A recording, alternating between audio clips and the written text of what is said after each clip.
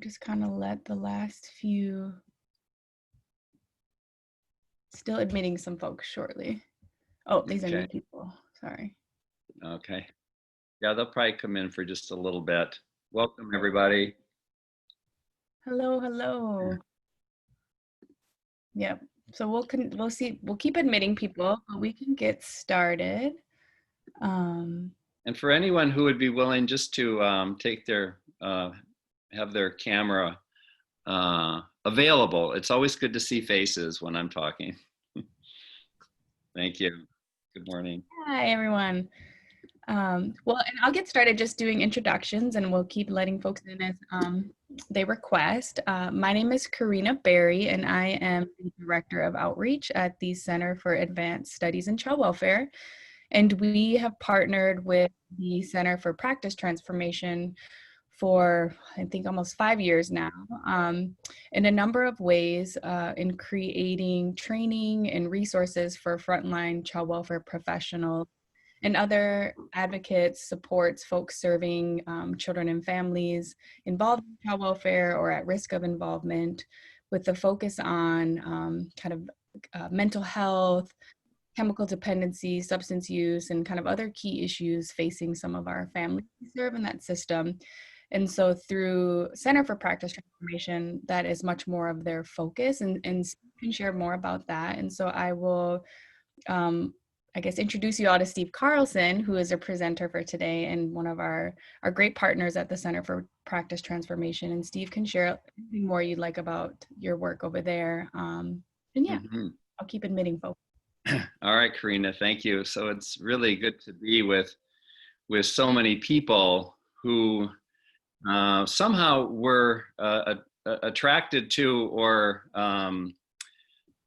felt a desire to learn about and to grow in this whole area about supporting people with co-occurring disorders in their recovery. I work at the University of Minnesota with the Center for Practice Transformation. We were once called Minnesota Center for Chemical and Mental Health, if that sounds like a familiar name. We changed our name to really reflect that as a small group of trainers and researchers located in the School of Social Work at the U of M, that we want to support the ongoing process of practitioners and social workers and clinicians and recovery specialists in the field to support people in their recovery from substance use challenges as well as mental health challenges. So I have been providing training for several years. I've worked in the field of mental health and substance use for all of my career, and feel an honor to be able to be sharing some of the things that I've been learning and growing in personally. Karina, can you see my slide there? Yep, we can see it. Okay, yeah. So I just want to welcome you to this conversation. And I know that we have a lot of people on, so it may not be a lot of conversation, but I would like to provide an opportunity for a question and a poll question, as well as breakout rooms when we go forward for just a short time to have some breakout rooms. So it's going to be a combination of me talking and interacting through chat. And the chat feature, if you haven't been on these, most of us have been on these days, the chat feature is on the bottom, where you can just click on chat and share something at any moment, share a question that you might have. Well, let's see. I'm going to be focusing my comments and conversation really about what supports people in recovery from these very challenging disorders of substance use problems, addictions, and mental health. I'm not going to be focusing in on things like the Diagnostic and Statistical Manual or on treatment programs. I'm going to be focusing on from the perspective of somebody who lives with a co-occurring mental illness and substance use problem, who is also in the child welfare system, what might support them in recovery. Now, I have to say that I have not worked in child welfare. My only experience with providing support to somebody was years ago, had a serious mental illness of schizophrenia, and I was asked by a judge to provide a reunification plan and to support a parent in reunification with her baby and whether or not she was able to care for her child.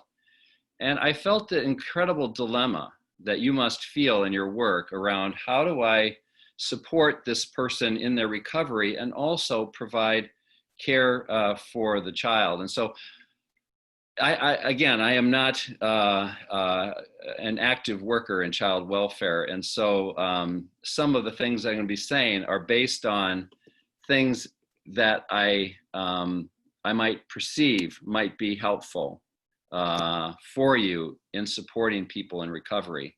So I just first want to say what a difficult job that those of you in child welfare services have in supporting parents and caregivers in recovery, because to the extent that you are called to protect children as well as carry out the requirements of a judge and the community around providing protection to children, you also have a parent that or a caregiver that you need to support and to support them in their recovery. And so this is a big question that I have that I hope that we can kind of begin to have discussions about. What role do you have in the support of parents in their recovery? Let's say a couple things about the history of treatment for mental illness and addictions and recovery. It was maybe 40 years ago, and we really didn't even have a term recovery for mental illness. People with mental illness were primarily told that they should pretty much retire from life and go on Social Security and live in a group home and really not find a sense of meaningful life. It was like this condition that could not be cured. And we still struggle with discovering a cure for mental illness. But over the years, we, through the help of people like Patricia Deegan and other parents of kids with mental illness or family members, we've begun to identify that recovery is so much more than just retiring from life. It's a process, as SAMHSA says here, it's a process of change through which individuals improve their health and wellness, live a self-directed life, and strive to reach their full potential. This is what SAMHSA suggests, and there's lots of different definitions of recovery. For addictions, it was a little bit different. Back in the 50s and 60s, as the Minnesota model became real prominent, and treatment programs like Hazelton became established in the 50s and 60s, the goal was to break a person down so that they reach the bottom of some metaphorical barrel, and we break them down for all of their defense mechanisms, and then we work to rebuild them up. And we didn't see this working very well. In fact, my own experience, my father, who had a biological addiction to alcohol because of some medical problems he had where he needed to be on morphine for a significant period of time, and he developed an addiction which turned into an alcohol addiction. He went to Hazelton in 1965 to receive treatment for the first time. He was working as an executive for the phone company in Duluth. And they sent him to Hazelton, and they worked to break my father down into this person who was no longer had his own strengths and his own abilities, but they really confronted him, and he fought it all the way. In fact, he was one of those guys that after completing treatment for 30 days, he took his 30-day chip for abstinence and went to the local bar near Center City, Minnesota, and got his free drink with his 30-day chip. and struggled with alcoholism off and on for many, many years. And so that was the way we used to break people down. Well, we no longer really do that for the most part anymore. Recovery is a way to support people into achieving their potential. And so there are many different ways that we support people in that. So this is what we're going to be covering this is a three-part series. Today I'm focusing in on inspiring hope in a person through building a working collaborative relationship based on compassion towards that person, and inspiring a sense of hope and building a rationale for why a person would want to change. Next Thursday, we're going to be talking about exploring strengths. And that's going to be a little bit about our own strengths, as well as identifying the strengths in our parents and caregivers that might support them in being able to take steps in their recovery, which is the third week, is the taking steps, developing a plan, and how to implement that plan and build a sense of self-efficacy. So that's the plan for today, next Thursday, and the following Thursday. So I'd like to do just a little bit of a reflection and to have you think about this, because I think it's a worthwhile question. Is beyond providing referrals to treatment and checking up on treatment progress, do you see yourself having a role in the recovery of parents or caregivers who live with co-occurring mental illness or mental distress and substance use disorders? And I invite you to, in the chat box, to comment on what you see as your role beyond just, this initial part. And I would also welcome comments on either side of that, of what you think is, do you have a role in supporting that recovery? So go ahead and either put into the chat what that is, or if you would like to unmute yourself and share what that is, I think it would help to kind of hear from a couple of you around that.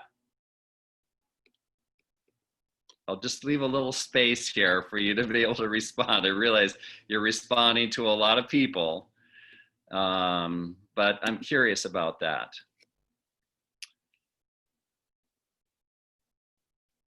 Beyond referring to treatment and assuring that somebody is following the steps, do you see yourself as having a role in recovery? Support and encouragement,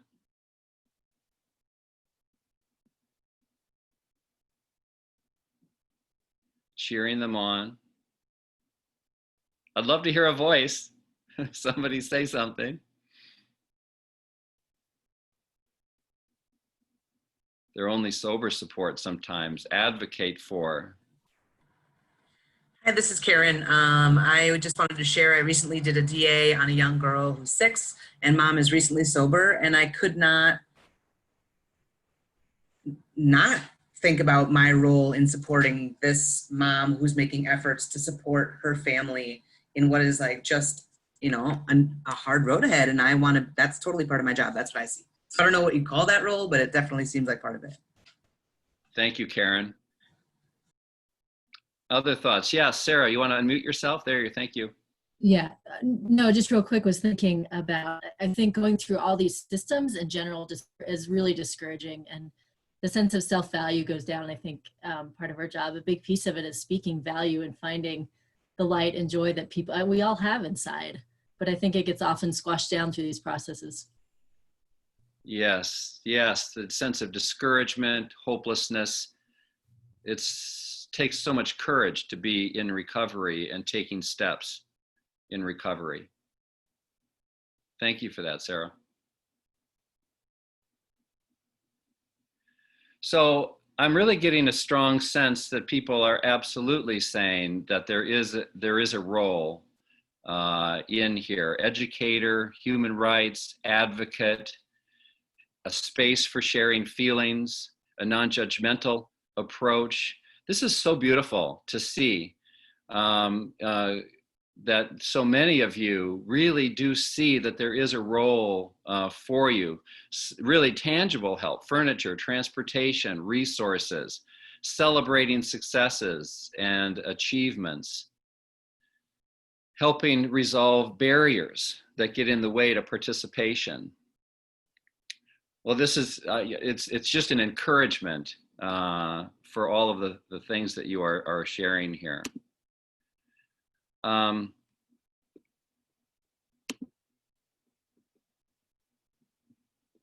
Whoops, there we go. Karina, is my screen back up again? Yes. Okay.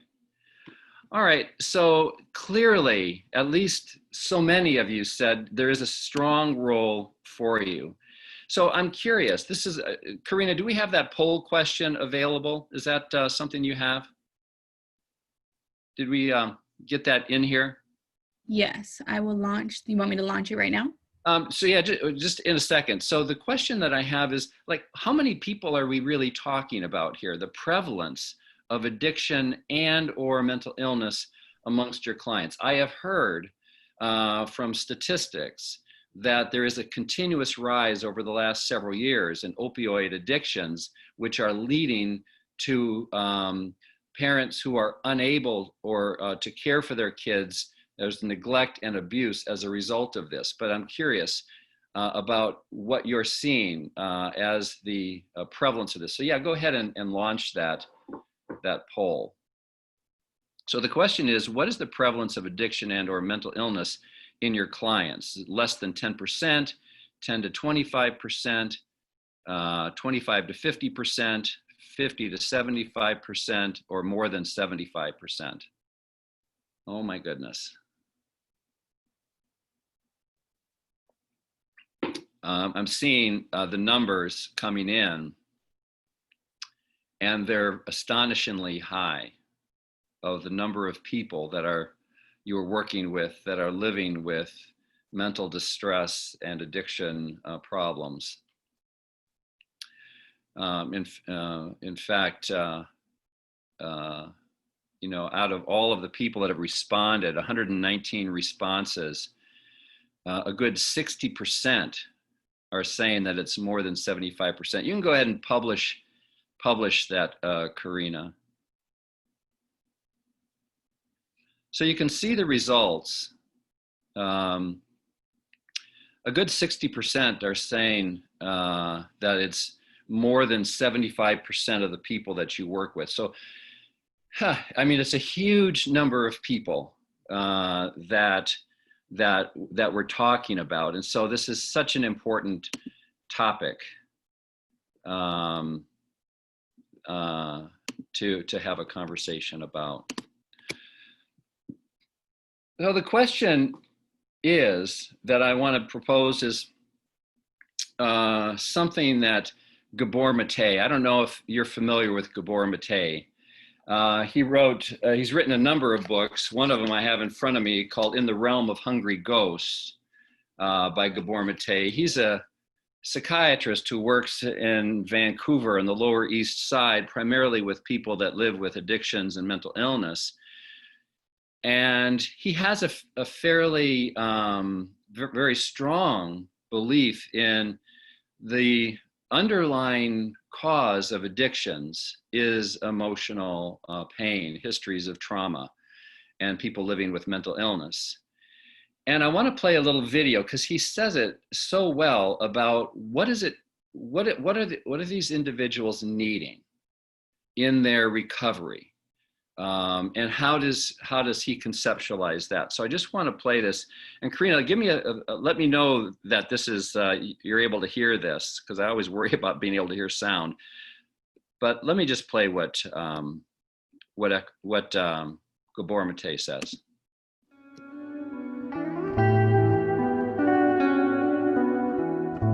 All the substances of abuse, whether they're opiates or cocaine or anything else.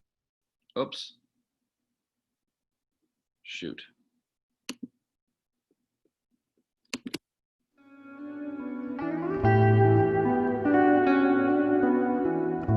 All the substances of abuse, whether they're opiates or cocaine or anything else, they're actually painkillers.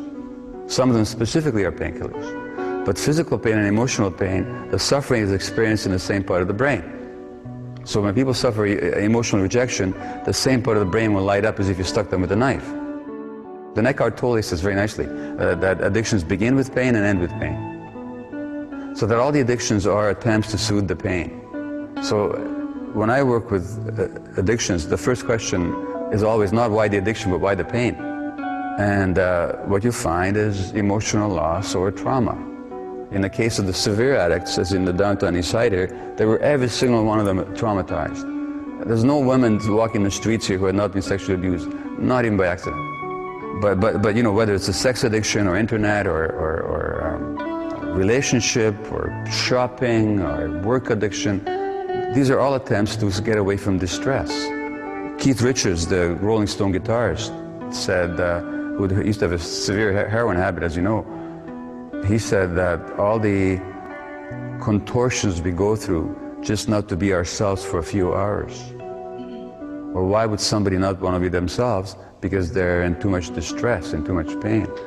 So I don't care what they tell you about genetics or any of that choices or any of that nonsense. It's always about pain.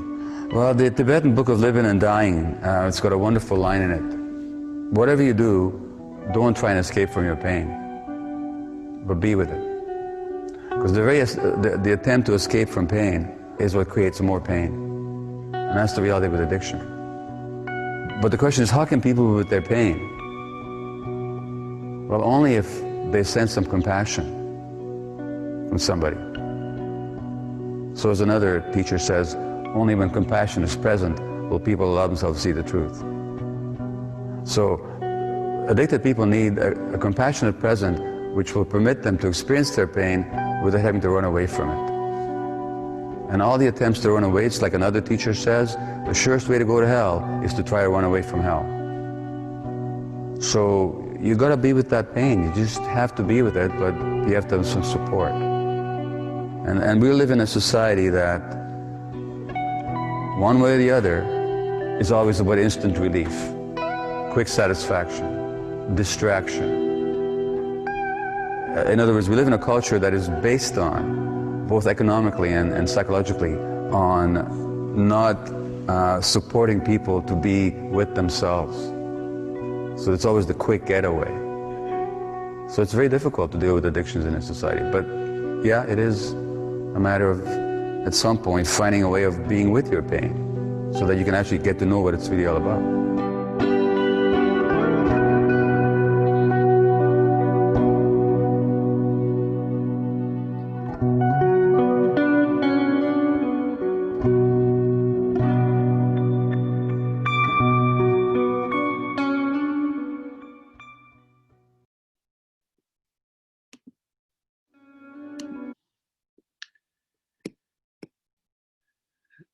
So, to be with our pain requires compassion. And so many of you in the chat box indicated that that is part of your role, is providing that kind of support, which includes compassion and care. This is another, I'm not going to show this video, but it's a YouTube video. You can, it's about a 6-minute video, Kristen Neff, who speaks on and does research around compassion. And then she also then talks about self-compassion, but she sees them as the same thing. This sort of love of oneself and love of my neighbor, they are the same kind of thing. And the challenges that we face are that we do these things that are listed on the left-hand side, is that instead of self-kindness, we want to practice self-kindness rather than self-judgment, which is such a common thing. We have such a strong inner critic. And for those of us that work in this field, child welfare services or other services where we have this moral dilemma around protecting children, I can imagine it's fairly easy to feel a sense of like, oh, I've got to get this right, because we do have to get it right. But there's a tendency to beat ourselves up for not being smart enough, or not having the right, making the right decision, or not being, whatever it might be. Yesterday I did a training for Catholic Charities, and it was a last minute training. I got an email saying, you know, we need a trainer to provide a half-day training in motivational interviewing. And so I assumed that it was from Catholic Charities in Minneapolis. And so, and it started at 9 o'clock. So I'm on my Zoom ready to go at 9 o'clock and nobody's there. And so I began to text the person that had asked me to do the training. And so I began to look at the emails, and I looked at her email, and here it was Catholic Charities from Anchorage, Alaska, which is 3 hours different. So the seminar didn't even start till noon. And I was like saying, you know, I should have checked on that, you know, so that's just judgment and so forth, instead of like, you know, okay, it's a mistake. I made a mistake. The role of common humanity is very helpful around suffering, is to support someone in that it's common for us to suffer. It's common for us to feel pain. And we all experience pain. I was driving in St. Paul onto on a freeway, and the speed limit changed from 55 to 70, but I was already doing 70 before I got to where it said 70, and so I ended up getting pulled over by this highway trooper. And I'm sitting on the side of the road feeling like this horrible person, and you know how it is. If you ever been pulled over, people driving by kind of pointing and looking and saying, oh, what a terrible thing is what did he do? And I'm feeling all of this self-condemnation until finally a couple of more cars got pulled over up in front of me because it was a speed trap. And the two people that got pulled over in front of me, I felt so much better, because it was like, these are my peeps. This is my community of ticket getters. And I felt this sense of common humanity, of that we all make mistakes. And then thirdly is this capacity for mindfulness versus over-identification. Over-identification is where we get lost in our pain or stuck in our suffering, and we begin to feel like an absolute victim, and like the world is against me and I just can't get out, in that feeling of hopelessness and being buried in it. Mindfulness is being present to that pain but simply being present to it with a sense of common humanity and practicing self-kindness. We can be mindful with it and not wallow in it.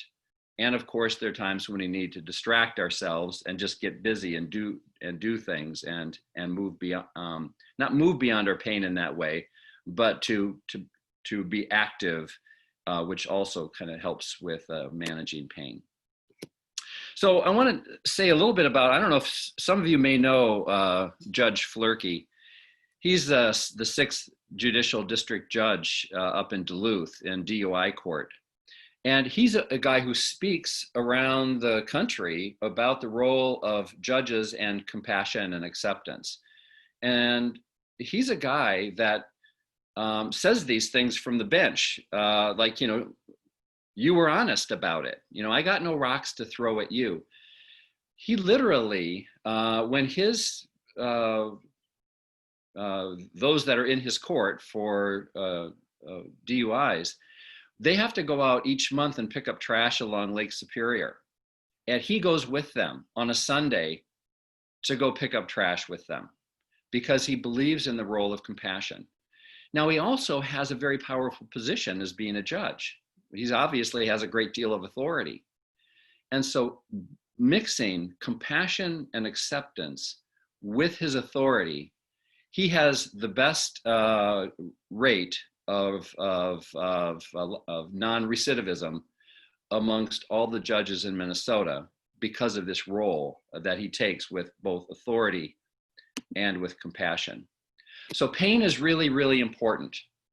Pain is very, very helpful to us, as a matter of fact. It tells us that there's something wrong. And I had a sliver the other day, and I didn't have a tweezers to get the sliver out. And, I kept catching it, as you catch a sliver. And I really like, I just need to get this thing out, but I didn't have a tweezer. And it was generating all this heat And it was a reminder that I needed to do something about this pain.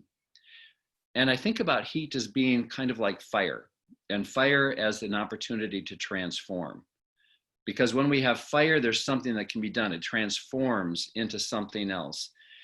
And so in a sense, the recovery journey is about being able to be with our pain, to be able to have somebody with us in our pain, and to take the necessary steps that we need to take to process and move through that pain. So these are the recovery essentials that I'm going to be referring to. And I love this little image of these seeds growing, is because a supportive relationship provides us with an atmosphere to be able to grow, to be able to process our pain and to be with our pain, and then providing hope and optimism and a rationale for change, which are the things that I want to be able to talk just a little bit about today. The research suggests that this relationship is critically important.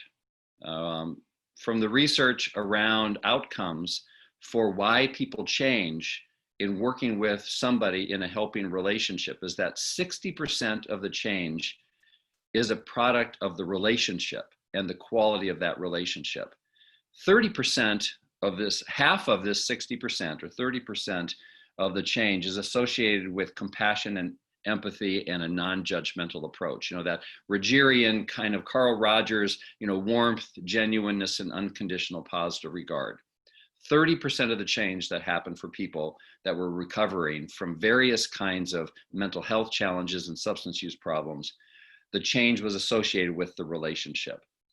15% of the 60% was related to that there was hope being offered somehow, this providing and supporting hope and possibility and optimism.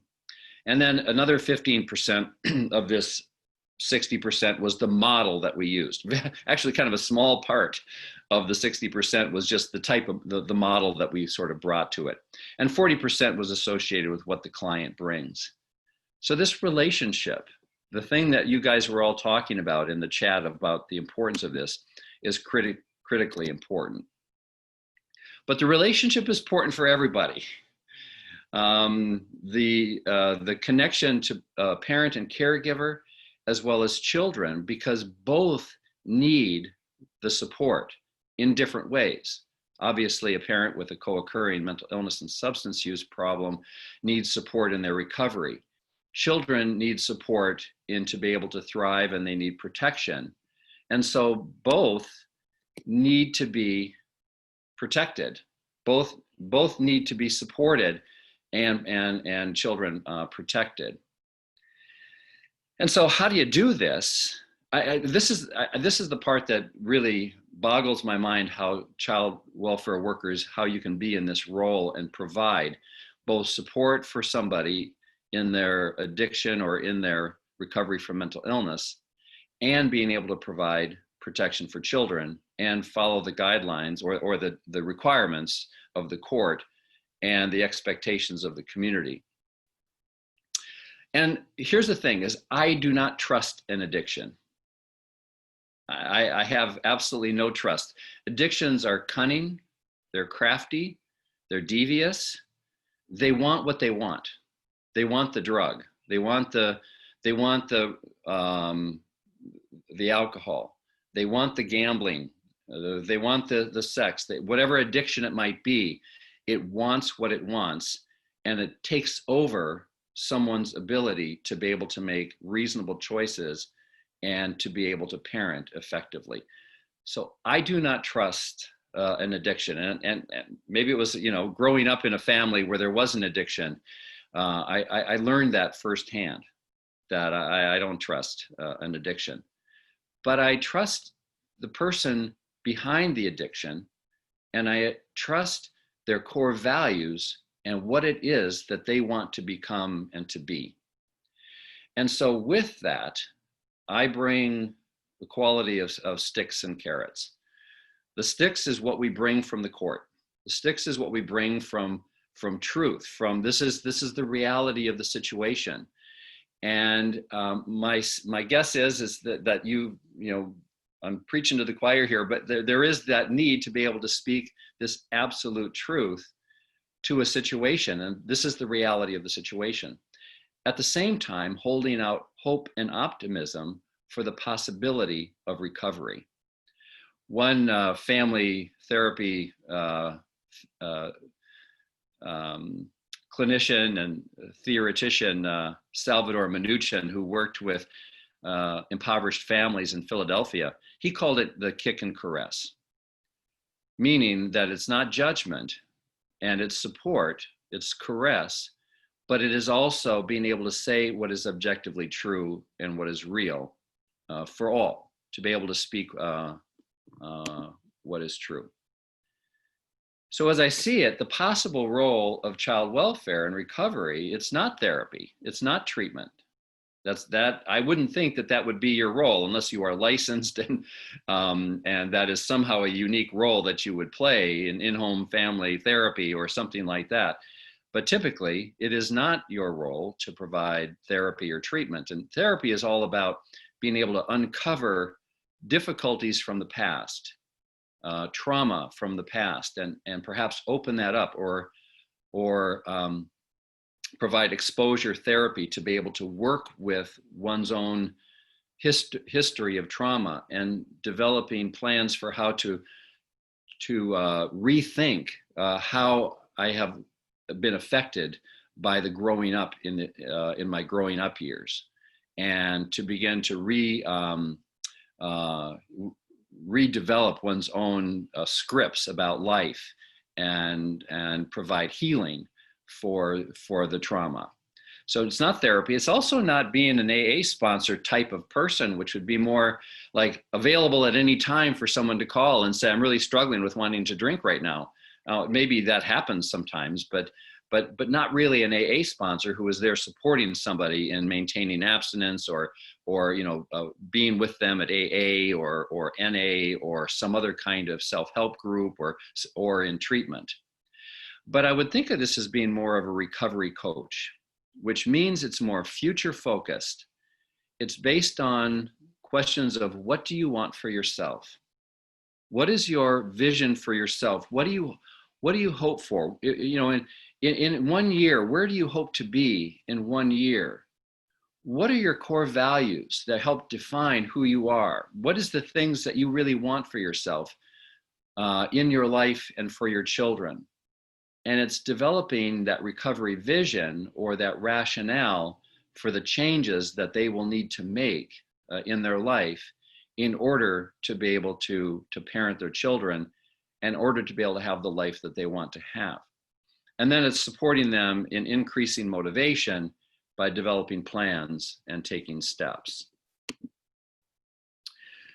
So one thought on this, just to be more practical around how to do this, and that is to provide these, to use these particular tools. This is taken from motivational interviewing as a way to support someone in that caress and kick process.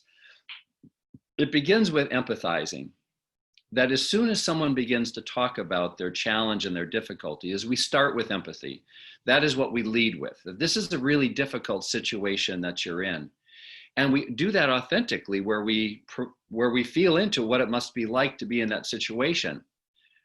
And to be able to empathize both, generally with cognitive empathy, which is to be able to use words that speak that we understand. Emotional empathy is a little bit more risky because as we emotionally empathize with somebody and feel into it, that's a big emotional burden. And I heard a Russian proverb once that said that, when you live close to the graveyard, you can't grieve for everyone who dies. There are limits to what our emotional empathy can go. It's not to say that we don't bring that in at times. But we also have to do our own self-care. And so cognitive empathizing is a way to empathize. And on a certain level, there may be some heart empathy that goes along with it. After we have done some empathizing, we begin to develop discrepancy between what the parent or caregiver wants for themselves, what their values are, what they want for their kids, and what their behavior is. For example, we might say, you know, I know that you really want to be able to take care of your kids, and yet I see that you know, that there's some you know, that you're using,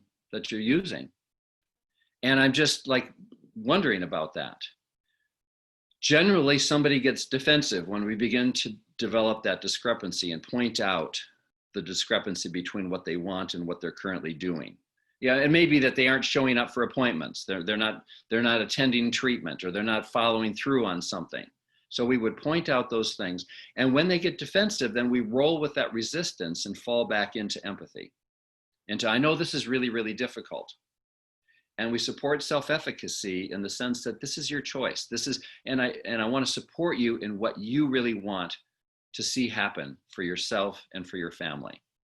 So empathize, develop discrepancy between what somebody says that they want, that rationale, that we've done some rationale building, what their values are, what their behavior is. We roll with the resistance and then support their decision, their choice, because you know, we can't change anybody. It's not within our powers to get someone to change. Even though we might have a strong righting reflex and really want them to change, that's not within our power to be able to do that. I want to play just a little bit about empathy, and we're going to be going, I'm going to have you go into a breakout room in just a second, but as I'm kind of building a scenario around this, I want to talk about empathy, but Brene Brown does this so much better than I do of describing what is empathy when she talks about the difference between empathy and sympathy. So I just want to play what she has to say about empathy.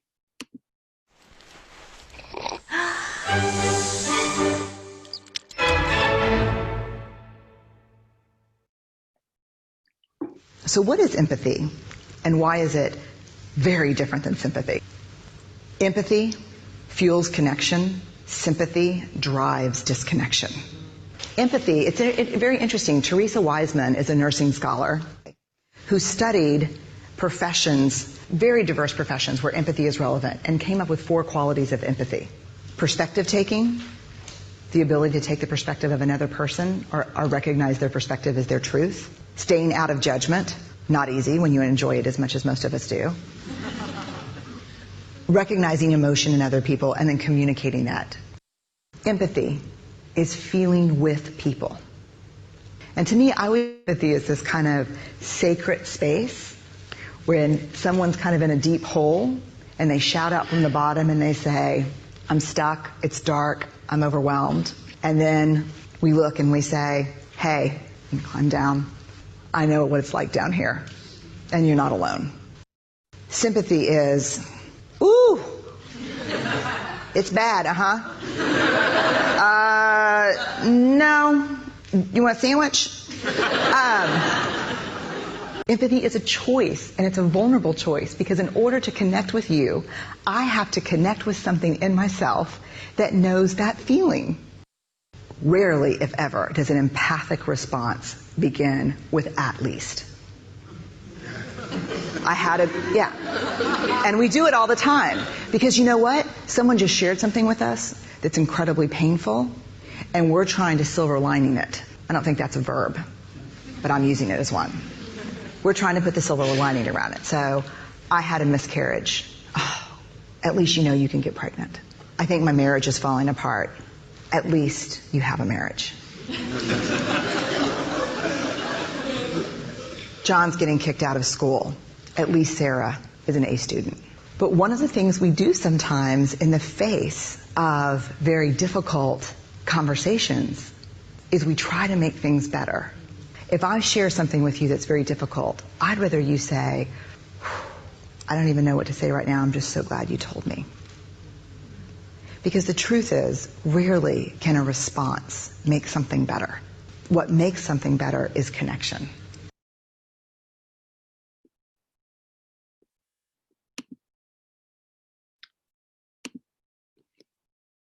I really like what Teresa Wiseman says, empathy. It's perspective taking. Taking the perspective of what it must like to be in this particular position. this is where we listen. In our listening, we're listening to understand versus listening to respond. To take someone's perspective, we can't be thinking about how I'm going to be responding next, which is what I do all the time. I'm always thinking, how am I going to be responding, especially when it's tense, or especially when I'm feeling uncomfortable because someone's having a difficult time with something, is I'm thinking, oh boy, how am I going to help this? What am I going to do? And my anxiety is going up. It's called emotional contagion, where we take on the emotions of others. We do that unconsciously. We simply take on those emotions. And so it's very difficult for us to maintain a sense of presence while someone's in the midst of suffering. So the ability to do that and take perspective of them is very important and very challenging. Secondly, is that to stay out of judgment. And I'm filled with judgments. You know, I can be very judgmental, and I need to be making judgments. So there's a difference between being judgmental and making judgments. As a social worker, you know, our role is to make a lot of judgments. We have to make decisions, and we have to perceive things that are going on to be able to make good, really clear, good decisions. But making judgments and being judgmental are two different things. Being judgmental is related to the stigma around a person's situation that they're in. And then recognizing emotion. And I think being able to validate the emotion is just very, very helpful. Simply to say that, you know, that sounds really hard. What you're dealing with is very, very difficult. And to recognize what the emotion is and help somebody to express what that emotion is and to put a label to it. Once we label emotions, we can more manage them if we can label them and identify what they are. And then to be able to communicate that we are recognizing that emotion, that we're taking that perspective.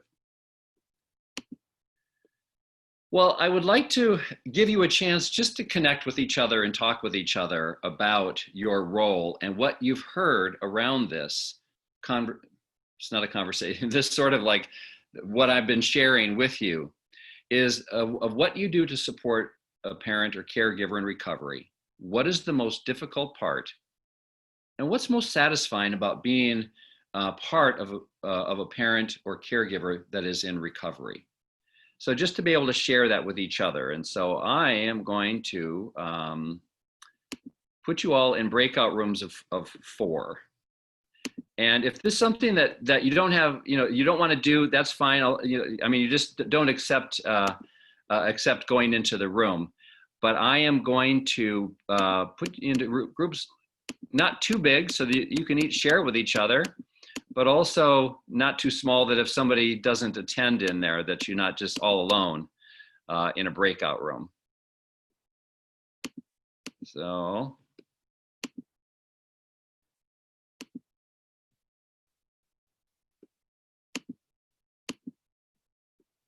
I'm getting there. It's going to be like 32 rooms. So it'll be quite a few different rooms for you. Again, just to be able to share with each other what role you have in supporting your clients in recovery, what the challenging aspects are, and what the most rewarding aspects are for working with somebody in recovery. And I'm going to set it for about 10 minutes. So you can all have a chance to kind of share with each other. There we go.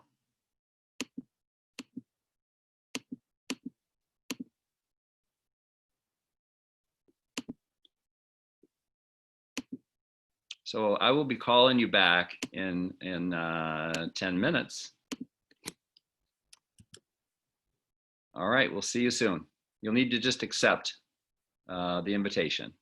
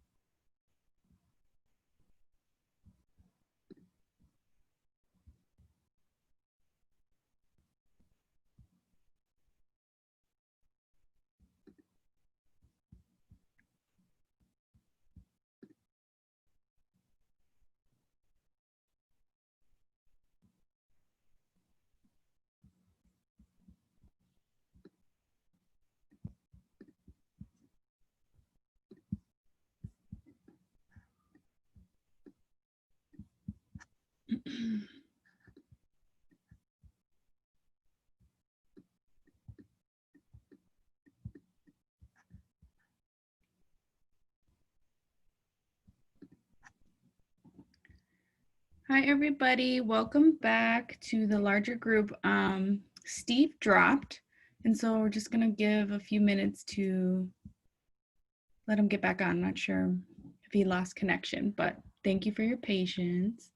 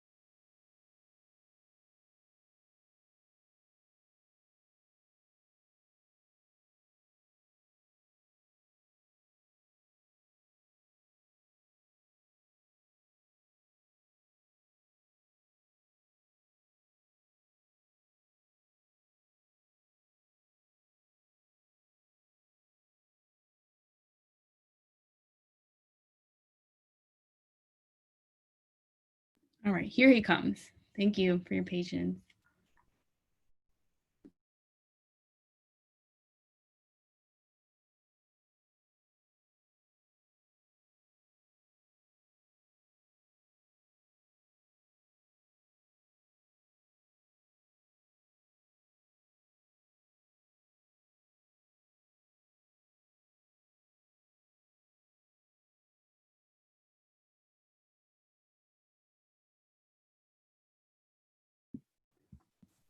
Hi, Steve.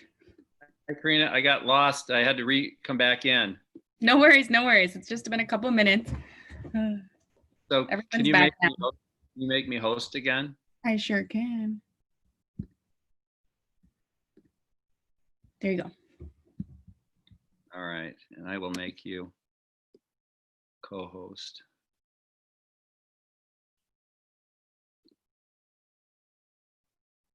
Let's see, where are you?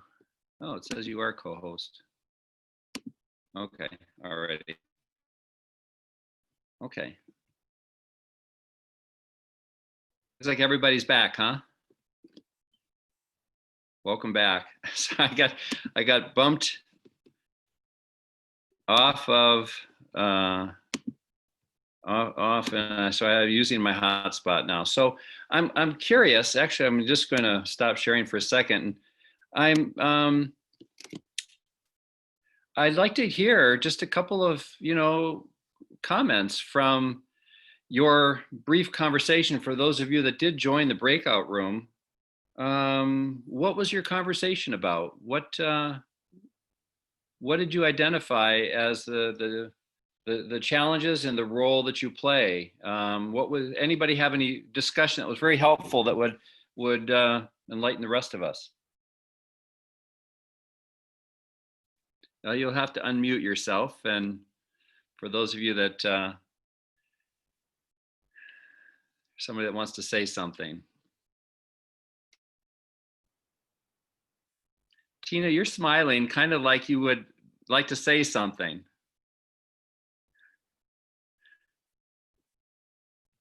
You'll need to unmute your.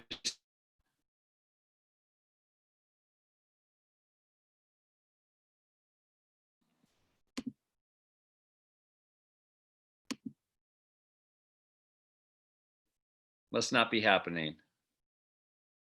Okay, that's all right. That's all right. There you go. No, actually, whenever you said that you were going to put everybody in the breakout rooms, I was super excited because I've never been a part of that. And then I got bumped off, and then I couldn't get back in. And then they did put me in a room all by myself. So no. Oh, okay. nothing. I got nothing. But thank Oh, you. you got nothing? Yeah. All right. Thanks. Well, yeah, Marnie. I just noticed with the other person I talked with, different counties, but we have almost the same challenges as the parents not getting it, so to speak, especially when they're given a timeline to complete certain things. And I work with kids, that's my caseload, and I have parents that are in recovery and stuff. And so that's the biggest challenge is the kids can even see it too, and the parents not committing to it and meeting those timelines. And when you say parents not getting it, what do you mean? Just understanding the severity and then meaning like if they had a complete treatment or turn in paperwork at a certain time, they're just not, they're saying, but they're not doing. Yep. Yeah. Does that make Yep. They have the talk, but not the walk, so to speak. And it's like, you want to like, yeah. It's very frustrating. Yeah. Yeah. Very frustrating. Thank you, Marnie. Mm-hmm. Someone else.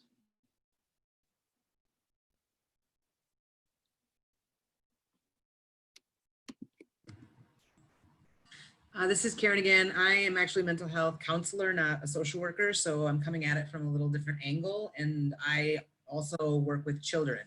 And so I'm thinking about my role in helping support family dialogue on how things might change. And I see that kids in these, child parent roles see a lot more and do a lot more than they might otherwise for their age. They're more mature, more responsible, have other expectations. So my idea, like what I think is to like give them voice, give them some control to be a part of a family accountability team, and supporting that space for children along with their parents and having the parents be a part of those things, which are really hard, I think. Well, it's very empowering to children to be able to give them a voice. And many times kids, they have a great amount of wisdom. They obviously can't be placed in the role of parentified young children, but they do have something important to say. And so, Karen, you work with the whole family. And what do you see as the best thing that you provide that's helpful to the family? Well, I work mostly just with the kids right now, so I'm trying to figure out a better way to involve the family in that model. What I do for the most part, the child is the client. And so, continuing to support parental buy-in. Parental buy-in in the services, you know what I mean? Rather than being like, okay, this is my kid's time to do my kid's thing, but helping develop that concept that like, no, they're not, your kid's not doing the thing unless we're all doing it together, so. Right. Yeah. Right. Yeah. Thank you for that. I am going to go back and continue and make a few more comments in here around this process of supporting parents in recovery. For those of you that are familiar with the stages of change, Prochaska and DiClemente identified that we all go through various stages of change when we are wanting to take on something new. I mean, it can be buying a car, it can be getting a new job, or moving, or making a change in diet or exercise. Is that we go through these stages, and over on the left-hand side, pre-contemplation, contemplation, preparation, action, and maintenance are the stages that we go through around making changes.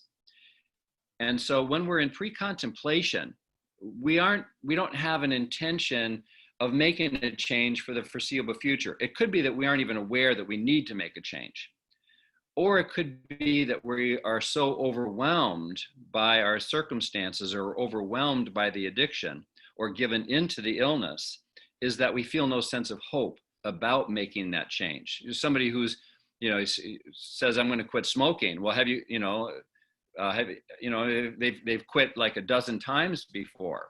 or started a diet a dozen times, but and sometimes we can begin to feel overwhelmed by it. And so identifying where a parent is at in making a change around actually doing it. So the comments, I think it was Marcy that was making around some parents are not in a place where they are wanting to make change.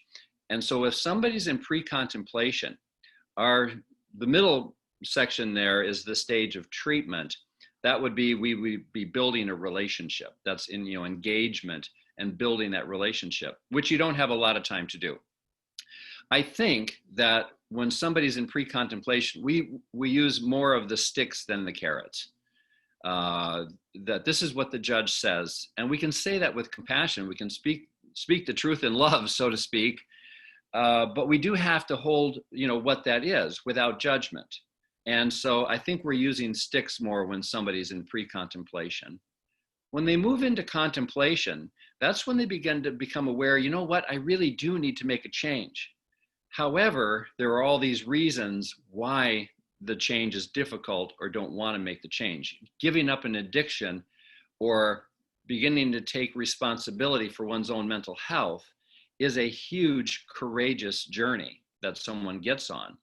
So when somebody's in contemplation, our best tool to use is a payoff matrix. What would be the benefits if you made this change?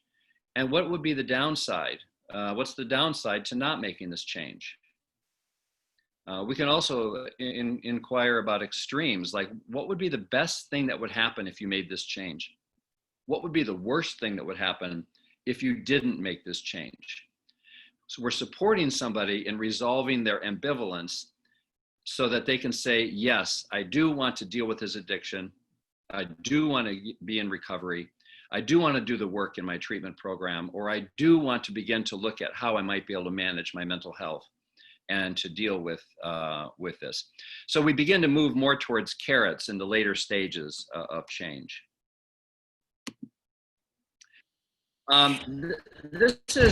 This is simply when we are mismatched in how we are applying the stages of change and stages of treatment. When we are trying to get someone to change when they are in pre-contemplation, as was mentioned, I think earlier, it's very frustrating. We need to align ourselves with the stage of change. But this is what it's like if we're trying to get somebody to do something they don't want to do.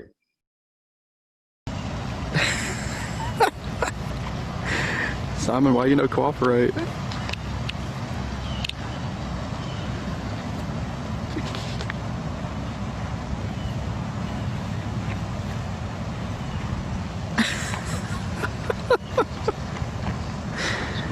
Social worker to try to help.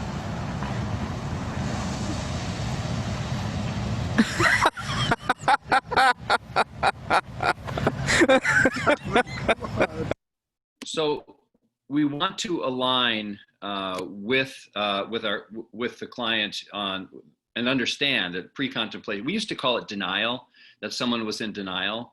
There may be some elements of that as a defense mechanism that someone's in denial, but essentially is that they are not thinking about making a change at this time. And to the extent that we can just acknowledge that, I would imagine that a lot of parents who are in pre-contemplation may not be forthcoming about that because they want to keep the addiction, but they also want to get their kids back. And they might ask us things like, is it okay for me to see my kids?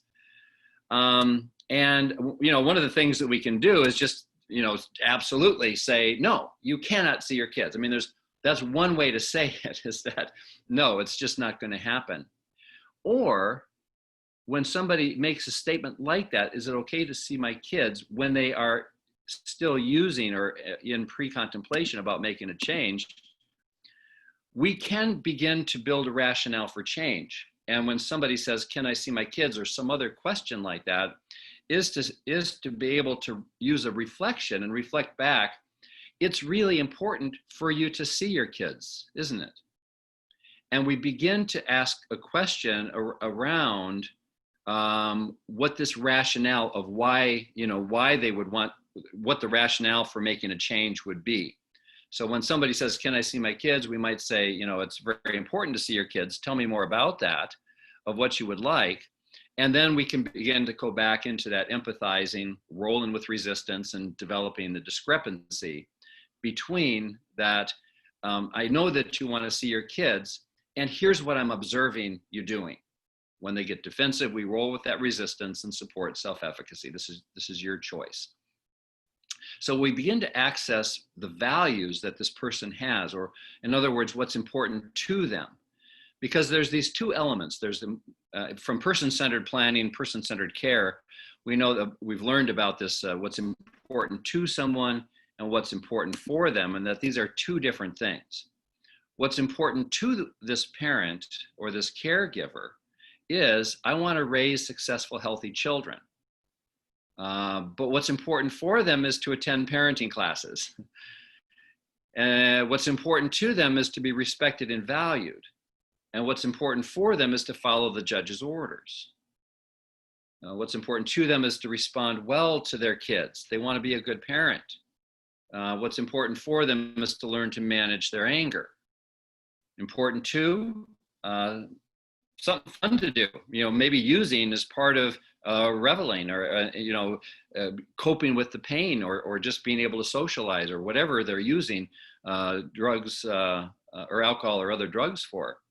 Ultimately, it's what's important for them is to be substance free if they have a serious addiction, or obviously in some scenarios, some cases, harm reduction is an approach. What's important to them is to feel in control and feel good. And what's important for them is to enter into some kind of treatment or medications or counseling, or be able to address the difficulties, the history of trauma that and their mental health and substance use that they're facing. So we're beginning to build a rationale for change, which are the things that are important to them. And so we want to be asking questions around core values and recovery vision, which are key to accessing a sense of hope and holding to that hope. We always want to be coming back to these questions about what is important to you and establishing that. When somebody tells us what's important to them, then we can always use that for when the discussion of what they need to do to follow the judge's orders, or to follow the treatment protocol, follow the requirements of getting kids back, or whatever it might be, is to be always referencing back to that rationale for why you would want to make a change. And again, from motivational interviewing, we would be exploring these things using OARS. And for those of you that have been trained in MI, is the asking open-ended questions, to be able to explore questions like, what is really important to you? What do you really want for yourself? Where would you like to be in a year? Or where would you like to be in 6 months when your treatment is done? Or what are you hoping for? You're building that rationale through open-ended questions, and then affirming anything that someone says about their rationale by being able to affirm their core values, or affirm their achievements, or the effort that they're making, to affirm their strengths that they have, and providing those affirmations. And then using reflective listening to be able to feed back to them what we hear them saying. And that would be the same as developing the discrepancy. It's a reflective observation of what you're saying is that you really want this, and what I see you doing is this. So it's a reflection of their behavior and their statements. So using that reflective listening, and then being able to summarize, using summaries to be able to be sure that we are understanding what they're saying. And for those very, very talkative clients that kind of keep returning and talking about the same thing, we can use summaries to be able to help move the conversation on, because I'm sure that all of you have so much to do and on your plate. You don't have a lot of time to sit and listen. So if you can shorten those conversations up by providing a summary of, well, you said this, you talked about that, and then you turn, this is what you really want for yourself. Did I capture it all? And then you can move on in the conversation. So using summaries is a very helpful way to be able to move a conversation along, as well as to let your client know that you are understanding what they're saying. All of this process, really, to be able to be present in this way, to provide assistance to people that are in recovery, requires us doing our own work around mindfulness and presence. And I like to use these three elements before I see somebody. I like to use these three tools before I go in and see someone, is to practice setting an intention, to be able to pay attention, and to observe and have an attitude that fits with my core values. So the intention I set before I see someone is I set an intention as to how I want to be when I'm with that person. As I'm setting that intention, I might become aware of things I don't like about the client that I'm going to see, or the challenges that they face. I might even be triggered by hearing stories or knowing what their kids have gone through. And that's going to trigger my own anxiety or my own vicarious trauma. And so it's setting an intention to both take care of myself in that situation, and also an intention to listen, to be aware, but also an intention for what I need to say in that particular session. And then I also work on having my attention be present on what's going on right now, to the extent that I can. I likely have an agenda when I'm seeing someone, but I want to be able to be present to that person so that I'm listening to understand, and not so much listening to respond. Unless I'm going in with a particular, this is what I'm bringing, some information or some resources. Of course, then I'm simply bringing that information in. And then the attitude of checking my own attitude, which can be so impacted by my experiences of meeting with a particular client, particularly if this client is in pre-contemplation, or if they're blatantly, if their addiction is just lying to me. It's difficult not to take that personally when someone lies to me. When I was working in supportive housing, I had a fellow come in who, and I was a clinical psychologist, but also running a supportive housing program. And I remember him coming in and telling me that he had a certain psychiatric disorder that would qualify him for the program. And I remember running through my diagnostic checklist, mini mental status exam, and recognizing fairly quickly that currently this man did not have this serious disorder of schizophrenia that he thought that he had and been diagnosed with. At least he was not presenting with it now, and he wasn't medicated. So, and so I remember having a discussion with him and saying, well, I have some good news and I have some bad news. Which do you want first? And he said, well, give me the good news. Well, the good news is that you don't have schizophrenia right now, which is really, really good to know that, because people who live with schizophrenia, it's a very, very difficult life. It's very challenging. He said, well, what's the bad news? Well, bad news is I'm not letting you, I can't accept you into this program because you really don't meet the criteria for the program. But I can give you some referrals to various kinds of programs that might be able to help you. And so he was like lying to me, but he was in survival mode. And I came to understand that when somebody lives homeless and is in survival mode, or when somebody has an addiction, they are experiencing their cravings and they're in basically survival mode. And so I need to be able to connect my attitudes to what my core values are, which are service and kindness and compassion and caring about people. And to have my attitude to be able to align with that. So this inspiring hope, Fred Rogers once said that there's a world of difference between insisting on someone's doing something and establishing an atmosphere in which that person can grow into wanting to do it. If I'm aligned with someone's stage of change, then I'm no longer striving to get them to do something, but I'm supporting them in exactly where they're at in their stage of change, and can provide that atmosphere because I'm not frustrated, because I'm not acting, they are in action for their own recovery, but they're actually in pre-contemplation, haven't decided that they are actually going to make some changes. And so hope does begin with us. It begins with us holding the hope. Pat Deegan once said that professionals who have lost hope for recovery are in crisis. Hopeless professionals say things like, this patient is a hopeless case, but actually it's the professional who's in crisis and needs help. The professional is in a crisis of hope. And that is, that's something for us to be aware of around supporting people in hope. I think that's about the end of what I had to say today. Next week, we're going to talk about strengths for those that you attend, and evoking strengths and utilizing our own strengths to support people and point out and draw strengths out from people. And so that's going to be our discussion for next time. I'm open to any questions here. We have just a few minutes. If anybody has any comments or questions that you may have about this.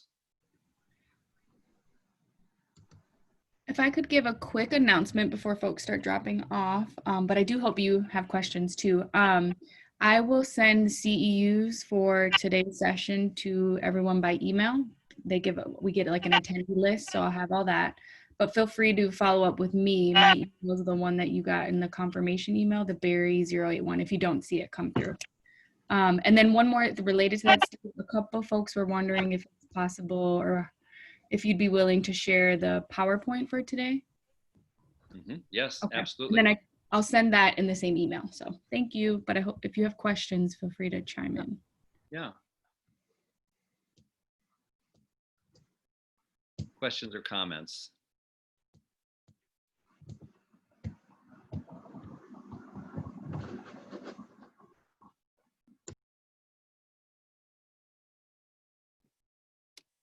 Or jot your comments down in the chat box. That's always helpful.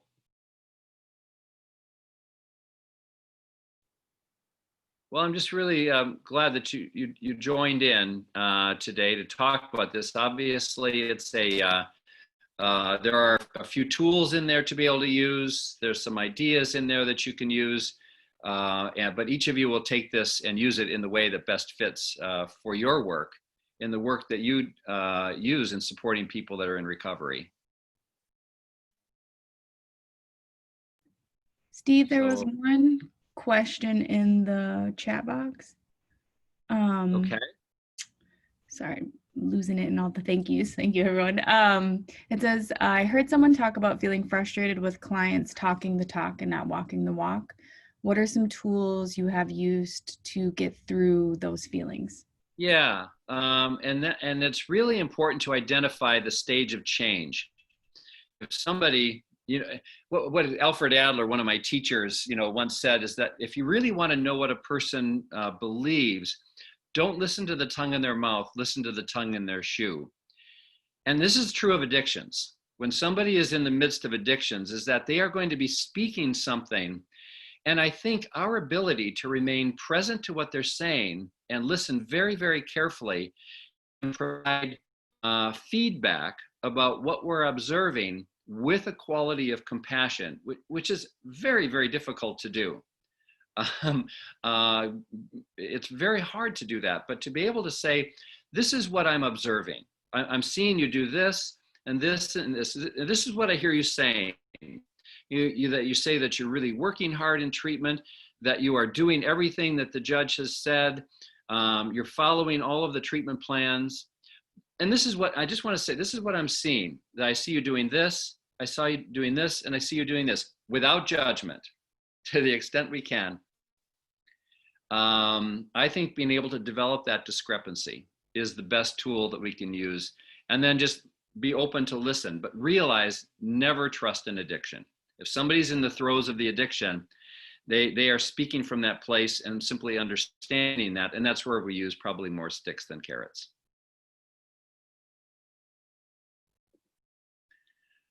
Karina, we're right at 12:30, so maybe we'll wrap it up at that. Yeah, thank you everyone for tuning in. Again, if you missed it, I will email out CEUs and a copy of the PowerPoint. And this same link, you should get a reminder for next week, will be the same way you access next week and the week after. So you can plug it in your calendar, but of course, reach out if you have any issues. But thank you for joining us. Thank you all very much. Take care. Hope to see you next Thursday.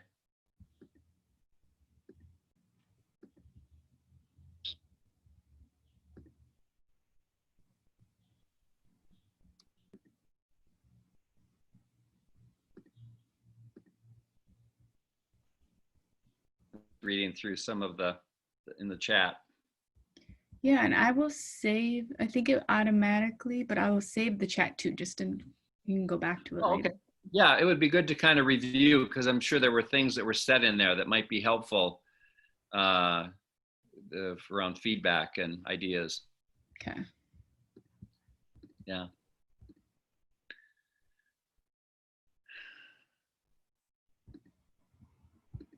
Everyone publicly save chat, show and finder. Thanks, Steve. Good to see you. Okay. Hi, Heidi. Thank you. Thanks, Heidi. Good to see you. What's today?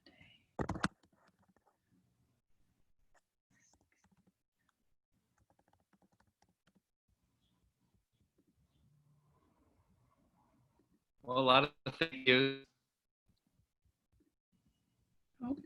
Yeah, you know, somebody says about adding the questions to the breakout rooms. I haven't figured out how to do that. I probably just need to say, maybe jot these down, because I haven't figured out how to share the questions while they're in their break room. Yeah. I wonder if we upload a file to the chat, if they'll be able to access that when they're breakout room. You know, sometimes you can upload like we could try it. We can test. Yeah, yeah, yeah. Because you can send a message to the group, but my experience is that the message appears and then it quickly goes away, and it's kind of small, so it's hard to see it. Yeah.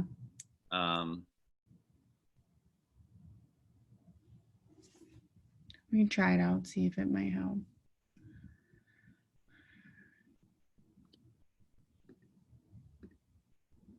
All right, I will email you the chat. Oh, I suppose Okay. I could